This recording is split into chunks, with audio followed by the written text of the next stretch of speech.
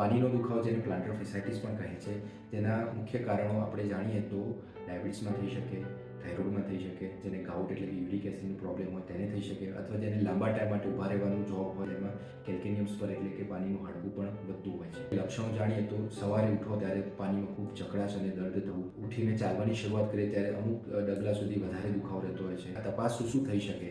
તો તપાસમાં અમે મુખ્યત્વે બ્લડ રિપોર્ટ કરાવતા હોય છે, જેમાં ડાયાબિટીસ, થાઇરોઇડ અથવા તો છે કે જરૂર પડે તો એક્સરે કરતા હોય છે, જેમાં પાણીનું હાડકું વધ્યું છે કે નહીં એ આપણને ખ્યાલ પડે. સારવારની આપણે જો વાત કરીએ તો સૌથી ઇમ્પોર્ટન્ટ છે કે એને રેસ્ટ આપવો જોઈએ, વધારે ચાલવું અથવા વધારે એક્સરસાઇઝ ન કરવી જોઈએ. આઈસ લગાવી શકાય, જેના કારણે સોજો ઓછો થતો હોય છે. સ્ટ્રેચિંગ એક્સરસાઇઝથી ખૂબ ફાયદો થતો હોય છે, જેમાં પંજો ઉપર નીચે કરવાની એક્સરસાઇઝ કરવી જોઈએ.